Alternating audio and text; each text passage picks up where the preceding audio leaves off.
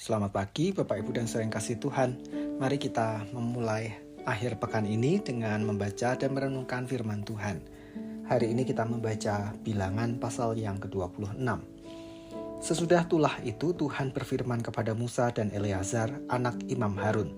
Hitunglah jumlah segenap umat Israel yang berumur 20 tahun ke atas menurut kaum keluarga mereka, semua orang yang sanggup berperang di antara orang Israel. Lalu Musa dan Imam Eleazar berbicara kepada mereka di dataran Moab, di tepi sungai Yordan dekat Yeriko. Semua orang yang berumur 20 tahun ke atas harus dihitung, seperti yang diperintahkan Tuhan kepada Musa. Inilah orang Israel yang telah keluar dari tanah Mesir. Ruben ialah anak sulung Israel. Bani Ruben ialah dari Henok, kaum orang Henok, dari Palu, kaum orang Palu, dari Hezron, kaum orang Hezron, dari Karmi, kaum orang Karmi. Itulah kaum-kaum orang Ruben. Orang-orang yang dicatat dari mereka berjumlah 43.730 orang. Adapun anak Palu ialah Eliab, dan anak-anak Eliab ialah Nemuel, Datan, dan Abiram. Datan dan Abiram inilah yang dipilih oleh umat yang menentang Musa dan Harun di antara pengikut Korah ketika mereka menentang Tuhan. Bumi membuka mulutnya dan menelan mereka bersama Korah. Umat pengikutnya itu mati ketika ke-250 orang itu dimakan api, dan mereka menjadi suatu peringatan. Tetapi anak-anak Korah tidak mati. Bani Simeon menurut kaum mereka ialah dari Nemuel, kaum orang Nemuel, dari Yamin, kaum orang Yamin, dari Yakin, kaum orang Yakin, dari Zerah, kaum orang Zerah, dan dari Saul, kaum orang Saul. Itulah kaum-kaum orang Simeon, 22.200 orang banyaknya. Bani Gad menurut kaum mereka ialah dari Sefon, kaum orang Sefon, dari Hagi, kaum orang Hagi, dari Syuni, kaum orang Syuni, dari Osni, kaum orang Osni, dari Eri, kaum orang Eri, dari Arod, kaum orang Arod, dan dari Areli, kaum orang Areli. Itulah kaum-kaum Bani Gad. Orang-orang yang dicatat dari mereka berjumlah 40.500 orang. Anak-anak Yehuda ialah Er dan Onan, tetapi Er dan Onan mati di tanah Kanaan.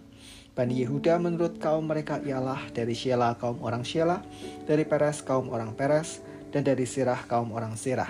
Bani Peres ialah dari Hezron, kaum orang Hezron, dan dari Hamul, kaum orang Hamul. Itulah kaum-kaum Yehuda. Orang-orang yang dicatat dari mereka berjumlah 76.500 orang. Bani Isakar menurut kaum mereka ialah dari Tola, kaum orang Tola, dari Pua, kaum orang Pua, dari Yasub, kaum orang Yasub, dan dari Simron, kaum orang Simron. Itulah kaum-kaum Isakar. Orang-orang yang dicatat dari mereka berjumlah 64.300 orang. Bani Zebulon menurut kaum mereka ialah dari Seret, kaum orang Seret, dari Elon, kaum orang Elon, dan dari Yahleel, kaum orang Yahleel. Itulah kaum-kaum orang Zebulon. Orang-orang yang dicatat dari mereka berjumlah 60.500 orang.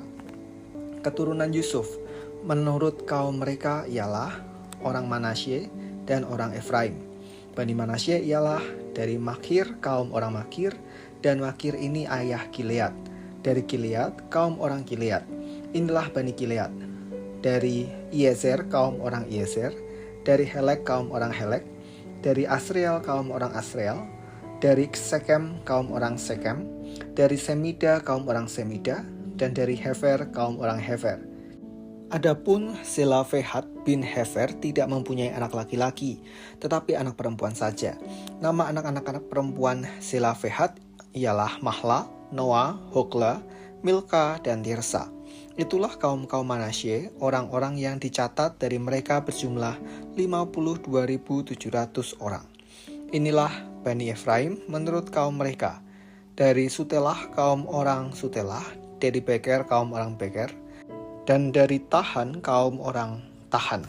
Inilah Bani Sutelah. Dari Eran, kaum orang Eran. Itulah kaum-kaum Bani Efraim. Orang-orang yang dicatat dari mereka berjumlah 32.500 orang. Itulah keturunan Yusuf menurut kaum mereka.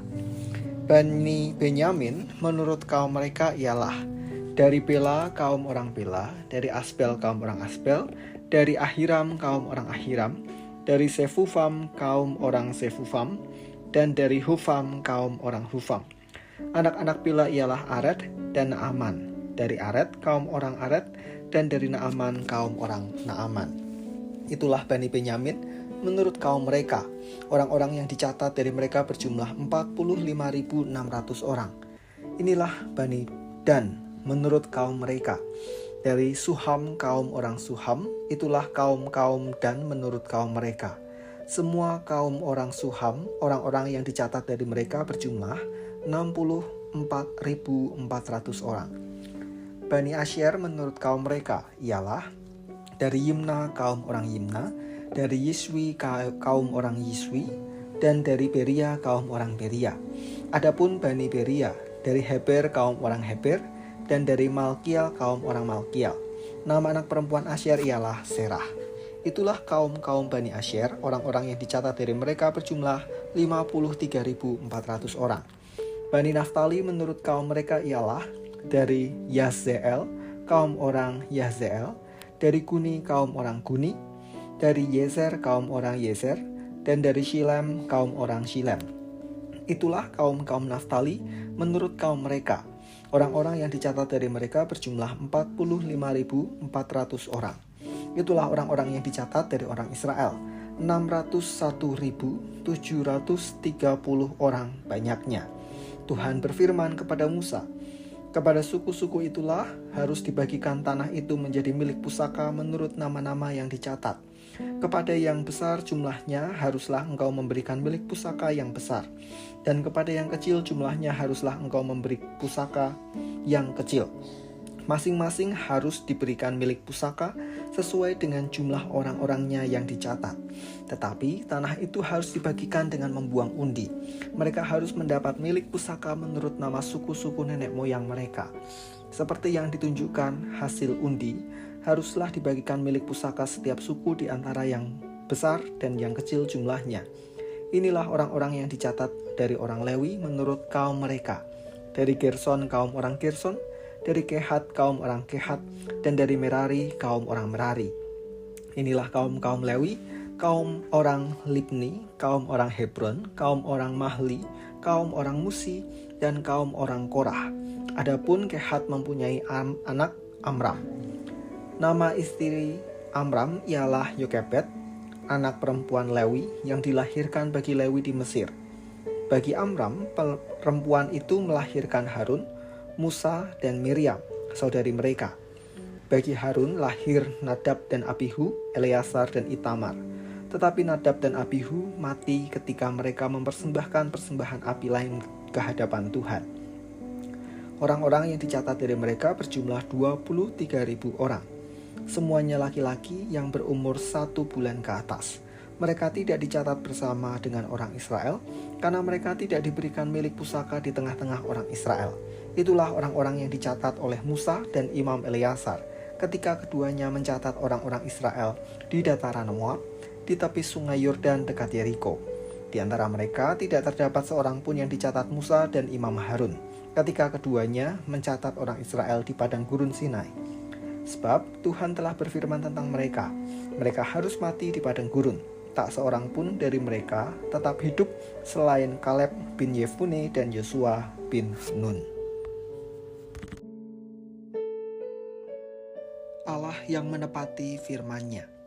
Dalam bacaan hari ini kita ditunjukkan bahwa Tuhan telah membuktikan apa yang pernah Ia firmankan kepada umat-Nya. Pertama, bahwa Allah akan menjadikan Israel sebagai bangsa yang besar. Ketika Allah memilih Abraham, Ia berfirman bahwa keturunan Abraham akan menjadi seperti bintang di langit dan pasir di pantai. Itu berarti Allah menjanjikan bahwa Israel akan menjadi sebuah bangsa yang besar. Dan terbukti ketika Musa menghitung kembali umat yang akan memasuki tanah Kanaan. Jumlahnya tidak sedikit, tetapi sudah menjadi sebuah bangsa yang besar dengan jumlah yang juga besar. Kedua, Allah pernah berfirman bahwa Ia tidak akan mengizinkan angkatan yang keluar dari Mesir itu masuk ke tanah Kanaan setelah mereka mendua hati dalam peristiwa lembu emas di Gunung Sinai. Dan kini juga terbukti ketika Musa mencatat kembali nama-nama yang akan memasuki di tanah Kanaan, tidak satu pun di antara mereka adalah orang-orang yang keluar dari Mesir. Hanya keturunan merekalah yang diizinkan oleh Allah untuk masuk ke tanah Kanaan. Dari sini Bapak Ibu dan saudara kasih Tuhan, kita bisa belajar bahwa Allah itu setia dengan perkataannya. Allah itu pasti menepati apa yang Ia firmankan.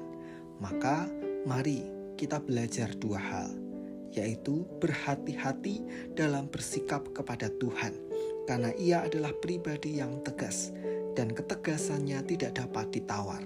Sehingga ketika kita melakukan sesuatu yang tidak berkenan kepada Tuhan dan kita sudah diingatkan, jauh lebih baik dan lebih benar jika kita mengikuti apa yang menjadi perintah Tuhan. Yang kedua, kita diteguhkan untuk semakin percaya kepada firman-Nya. Di tengah berbagai tantangan maupun godaan yang datang dalam hidup kita, percayalah bahwa di dalam firman-Nya mengandung janji yang tidak pernah pudar, dan apa yang Ia perkatakan kepada kita akan digenapi. Maka mari akhir pekan ini kita mulai dengan sebuah kesungguhan hati untuk mau taat dan percaya pada firman-Nya. Mari kita berdoa. Tuhan, kami mengucap syukur karena kami memiliki Allah yang dapat dipercaya dan firman-Mu selalu Engkau tepati. Oleh karena itu ya Tuhan, bantu kami untuk berhati-hati dalam kami bersikap agar kami lebih taat pada firman-Mu di tengah berbagai hal yang kadang menggoda kami untuk meninggalkan firman-Mu. Dan biarlah kami semakin percaya bahwa di dalam firman-Mu ada kuasa dan ada janji yang pasti digenapi. Kami menyerahkan akhir pekan kami ya Tuhan.